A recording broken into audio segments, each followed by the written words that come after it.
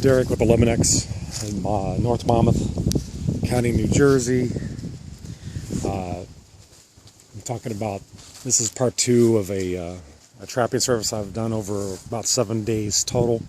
I caught 2 animals, raccoons, and I could tell it was raccoons from the droppings, but I could only verify their activity through droppings and noise. Other than that, we had to figure out what we were going to catch.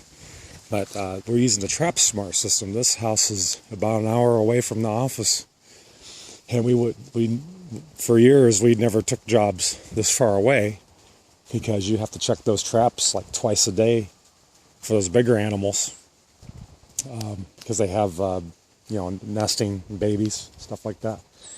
So you have to check those traps like twice a day. And on weekends, you have to either disengage the traps or, work 7 days a week, which I'm here on Sunday morning.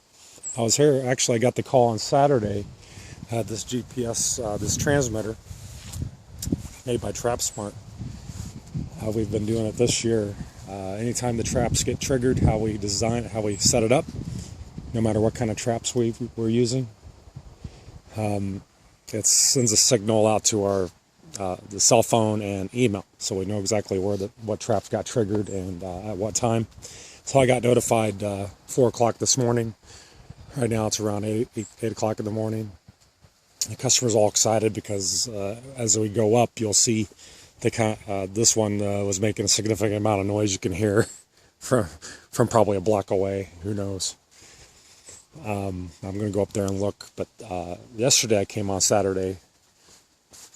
Thought I caught this one, but it escaped the trap because it's quite large, and it's as big as almost a dog, a small dog. This is one of the alpha type of animals that nest in your attic. It's like the most major type of animal problem you could have in your attic next to like a bat infestation. So that's the transmitter. We put that in the exterior. This is the technology, the GPS technology. The sensors that are on the trap, you can have multiple sensors, and they're quite basic in design. It's not 100% foolproof, but it gives us the luxury to not have to come twice a day to check these traps, even though I try to check the traps once a day anyway, because of there's compromises. Sometimes things can malfunction, so you're supposed to be conscientious about it. But look at this. Look at this beauty. Look at this one. It's not, I expected that because the one I caught before, it's on my other video, was about a third of this size, so I knew Mama was around, and she's sleeping. They sleep during the day. They go out for dinner. But I had traps all over the place. Hello. I did not want to bother this one. I know this one's not rabid because this one acts normal. And I got the call in August, 2 months ago, about this, and I identified them as most likely raccoon because I actually physically went in the attic and looked, and you can see from the staining, that's all the staining, urine, and matter that's in the actual soffit. I could hear them running around during the day back in August. So you can see the stains. That's not normal. All the staining here. And as I tap it, like some material falls out. I was in the attic, but I couldn't see anything from the attic because the insulation was covering it. But I correctly identified this, but sometimes the problem comes and goes. So when they saw the price of the service, they're like, well, let's make sure the problem is recurring before they make a move, because they were quite skeptical that this is correct, that something this big was in their attic right above their bedroom. But it's sleeping. Let's see if I can wake it up. She's sleeping. But that's Mama. Look how big it takes the whole trap. I've actually over the years, I've caught bigger ones. I've caught one 30% bigger than this one. So, but this is Mama. Quite aggressive. I can't believe, I mean, the bait was probably very hungry. Not only did it eat all the bait, but it chewed up the box. That's how delicious the bait that I put in there. It actually was trying to eat the plastic, which is probably not responsible. You gotta look at all aspects of animal humane practices, and even putting plastic that it would, I didn't even suspect it would try to eat the plastic. You know, maybe that wouldn't be a conscious thing to do. So I learned my lesson there, to not leave soft plastic as a bait container. Use the hard plastic. So if you're ever doing it yourself, do it yourself approach. You know, just be aware that whatever bait you're going to put in, if you put plastic around, it could consume whatever else is in there indirectly. But I'm sure this is going to be fine. Hello. She's not aggressive now. I think she's tired. It's during the day. This is their sleeping time. But when I got the call around 5:30 in the morning, 6 o'clock, the client took a picture and it was quite active. They probably got all worn out. Raccoons are known to carry, very well known to have rabies. So you got to be careful handling these. You really should call animal control if you did catch one yourself with a trap that you get from Home Depot or you ordered online. You might as well just lose that trap and they call animal control, have them come take the trap. They're not going to return it to you. So these traps, you know, could vary between $40 and $60. Might as well, that's the cost of your own trapping. Just the client is paying considerably more for our trapping service. So if you did it yourself, and you know what you're doing, and you know how to relocate them, and you want to take the chance on handling something like this. Plus, this one has babies, cubs. I caught one smaller one, but it was quite large. I'm going to reunite these two. That one is at my office, and I'm going to leave another trap today, see if I can catch another. But these are going to be safely relocated in a non-residential area, not in a park, not in a federal managed property. You know, there's a lot of restrictions on where you can relocate these guys. So that's it. I'm going to release this one. Take this one from the cage and then reset another cage. I've been doing this for years. You're probably wondering, you know, why I would even go in an attic. Well, yeah, I know what to possibly expect when I go into an attic space. I do wear protective covering, and I tread lightly, and I bang around a little bit to see if I hear any noise. When you're shining a flashlight in a dark attic, you will get a curious. Anything that's in there will come out and look at you.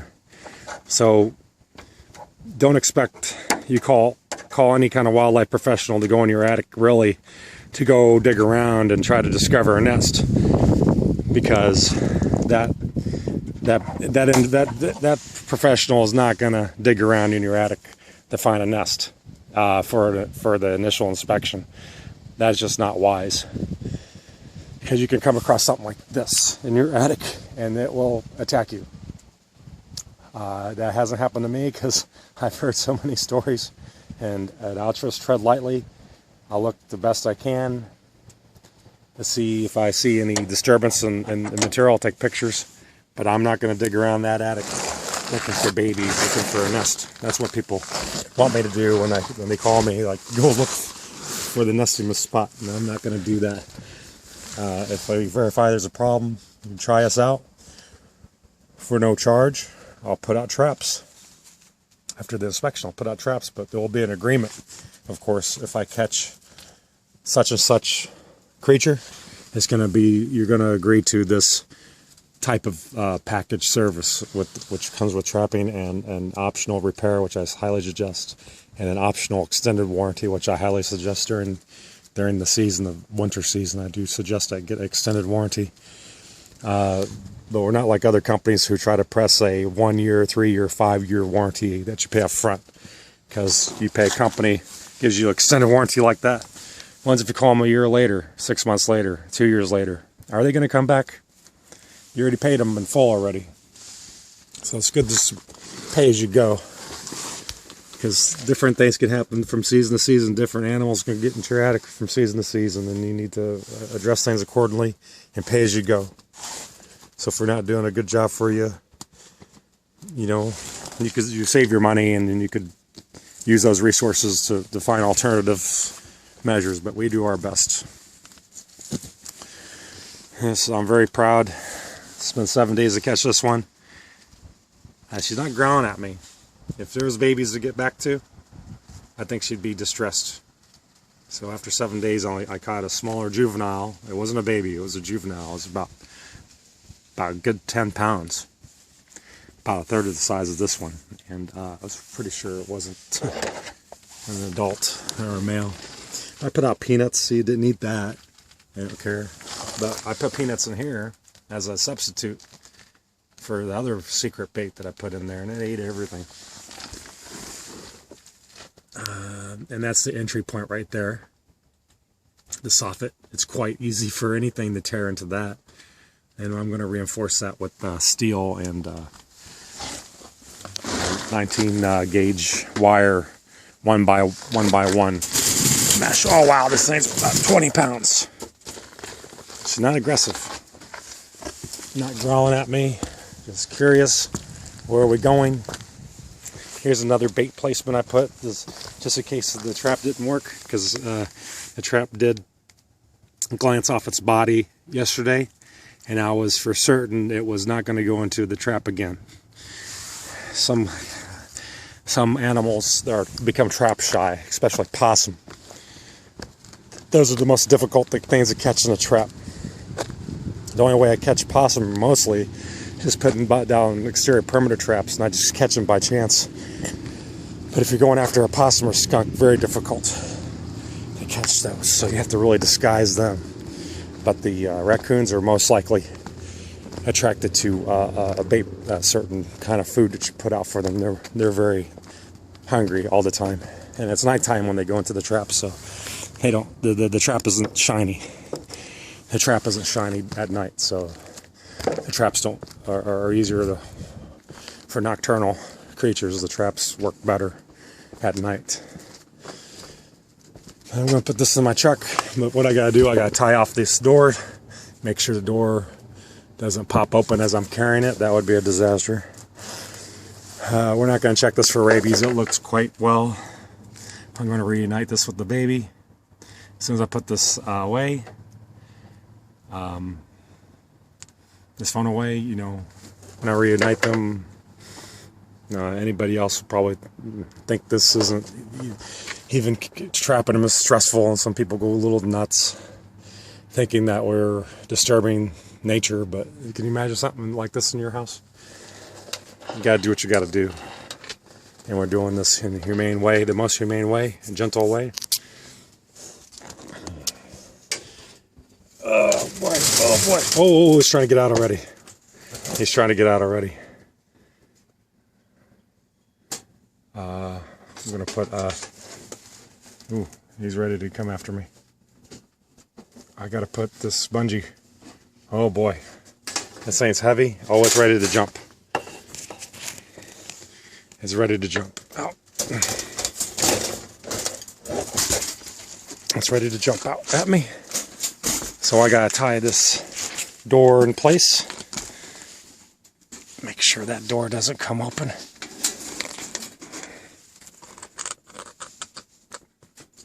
If they're in transport, that would be not good,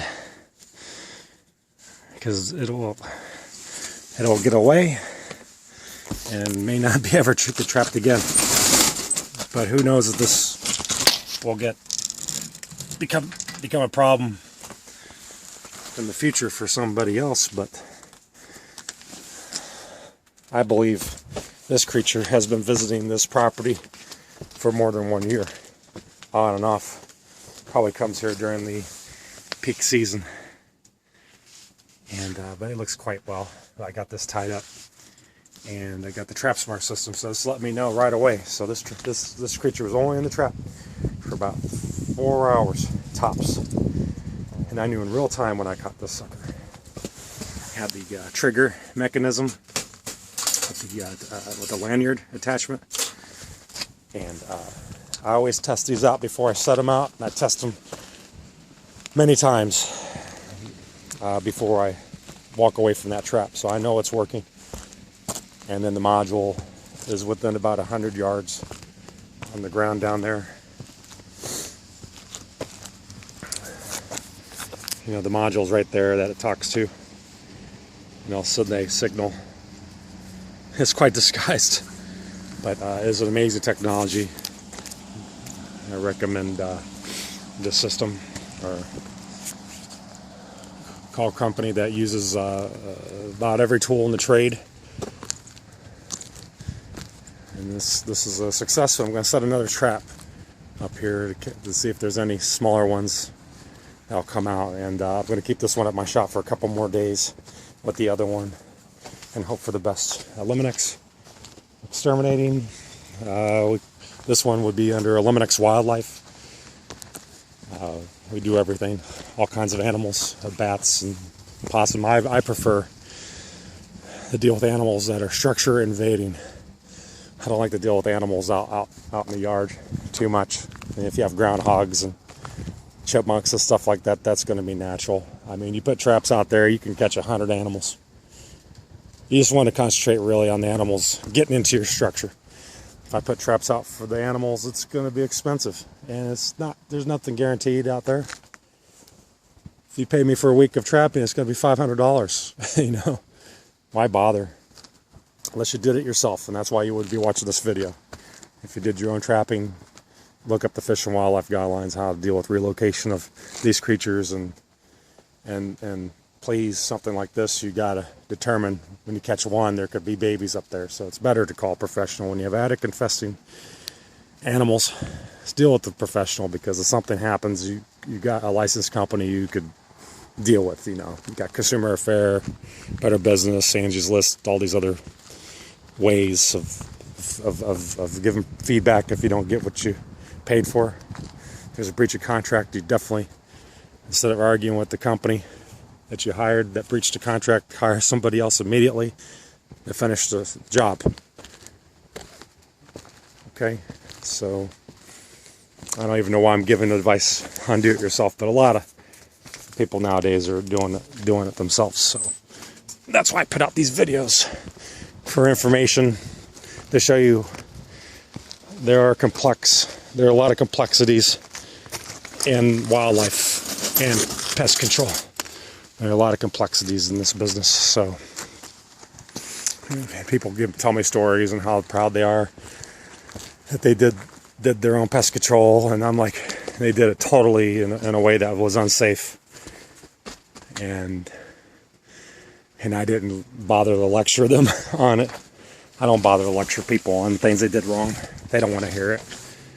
I don't want to burst their bubble. I'm sure they told the story many times on how they did something heroic, and they seem to be satisfied with how they did things. So, but I put out this information to educate people, and I learned from my experiences. See, for example, with this plastic container, I'm still learning. Like, had to use something a lot more durable. It really loved what I put in there. Obviously, it was going for it and looking at it, you know. But this thing is huge. It is the alpha. It is the lion of the attic dwelling family. This thing will own your whole property. Probably own your cats too. Okay, have a good day. Thank you for watching.